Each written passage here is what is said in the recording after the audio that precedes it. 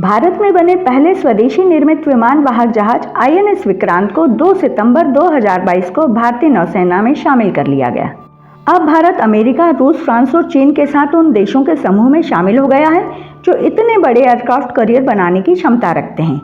यह भारत का आत्मनिर्भर और अधिक शक्तिशाली बनने का एक और कदम है। इसके साथ ही एक और महत्वपूर्ण बात यह रही कि भारत ने नए नौसैनिक ध्वज में गुलामी के प्रतीक अंग्रेजों के सेंट जॉर्ज क्रॉस के चिन्ह को हटाकर भारत के तिरंगे और अशोक चिन्ह के साथ छत्रपति शिवाजी महाराज की मोहर के एंकर चिन्ह को अंकित कर दिया है। प्रश्न यह उठता है कि 1947 में देश आज़ाद हो गया और 26 जनवरी 1950 में भारत एक गणतंत्र देश बन गया और हमारे देश का अपना संविधान भी लागू हो गया।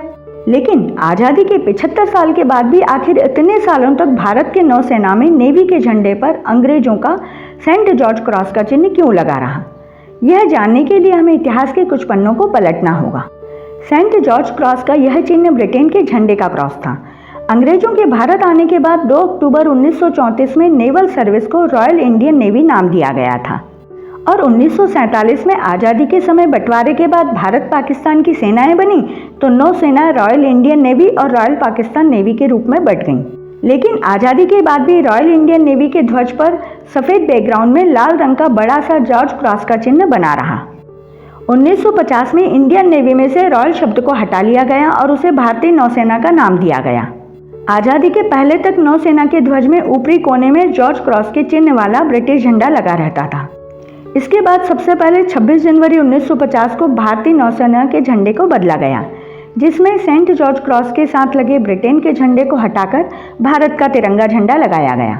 लेकिन गुलामी का प्रतीक जॉर्ज क्रॉस का चिन्ह तब भी लगा रहा।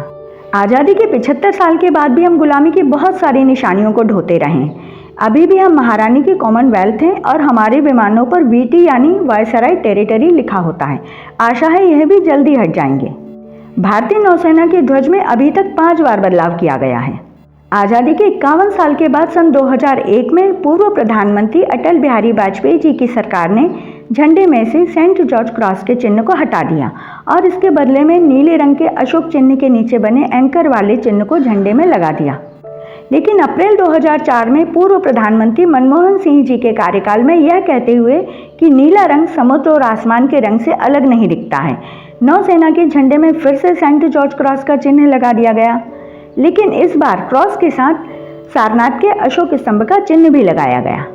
लेकिन सवाल यह उठता है कि मान लीजिए नीला रंग नहीं भी दिख रहा है तो भी गुलामी के प्रतीक सेंट जॉर्ज क्रॉस को दोबारा लाने का क्या औचित्य था?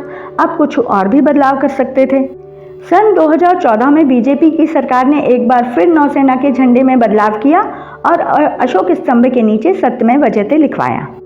और अब 2 सितंबर 2022 को प्रधानमंत्री नरेंद्र मोदी जी की सरकार ने भारतीय नौसेना के ध्वज में से सेंट जॉर्ज क्रॉस के चिन्ह को हटा दिया और भारतीय नौसेना को नया ध्वज दिया, जिसमें ध्वज का आधार सफ़ेद रंग का है, बाईं ओर तिरंगा बना है। दाहिने ओर नीले रंग के अष्टकोण में सुनहरा रंग का अशोक चिन्ह बना हुआ है। अष्टकोण की परिधि पर सुनहरे रंग की 2 बॉर्डर बनी हुई हैं। इसके नीचे सत्यमेव जयते लिखा हुआ है। साथ ही छत्रपति शिवाजी महाराज की शाही मुहर वाला एंकर बना हुआ है और सबसे नीचे संस्कृत भाषा में शम नो वरुणः यानी जल के देवता हमारे लिए शुभ हो लिखा है। इस तरह आज़ादी के 75वें अमृत महोत्सव पर हमारे देश की नौसेना को अपने राष्ट्रीय प्रतीक चिन्ह के साथ नया ध्वज मिला और गुलामी के प्रतीक सेंट जॉर्ज क्रॉस के चिन्ह से आज़ादी मिल गई। कई मुश्किलों के बाद भी भारत विश्व में अपना परचम लहराते हुए विकास के पथ पर अग्रसर है।